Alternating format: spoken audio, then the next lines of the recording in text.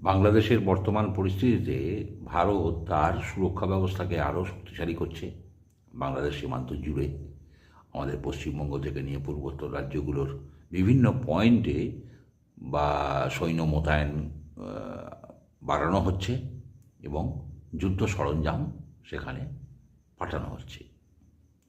সেই চট্টগ্রাম থেকে নিয়ে আমাদের আসাম, মেঘালয়, আমাদের কোচবিহার, দিনাজপুর, মালদা, মুর্শিদাবাদ হয়ে উত্তর চব্বিশ পরগনা, দক্ষিণ চব্বিশ পরগনা হয়ে সুন্দরবন পর্যন্ত ভারত তার গতিবিধি, ভারতের সৈন্য গতিবিধি কিন্তু লক্ষণীয়।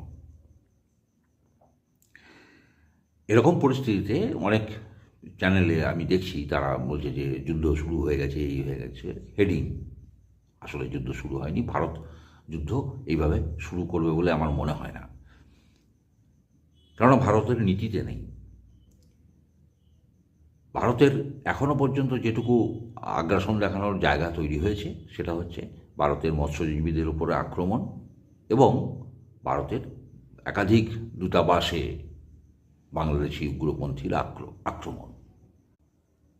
তবে একটা জিনিসের পার্থক্য দেখা গেছে, সেটা হচ্ছে ভারতের সঙ্গে বাংলাদেশের যে সীমান্ত চুক্তি অনুযায়ী ভারত বা বাংলাদেশ কেউ সীমান্তে কোনোভাবে গুলি চালাতে পারবে না।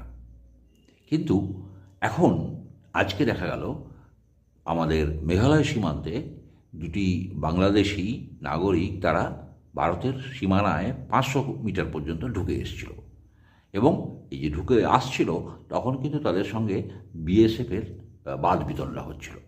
বিএসএফের বাদ বিতণ্ডার মাঝেই তারা যখন 500 মিটার পর্যন্ত ভিতরে ঢুকে এসছে তখন সেই দুজনকেই আমাদের বিএসএফ গুলি করে।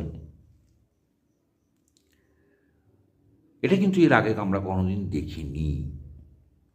অতএব ভারত বার্তা দিচ্ছে যে আমরা কিন্তু আর চুপ করে থাকবো না।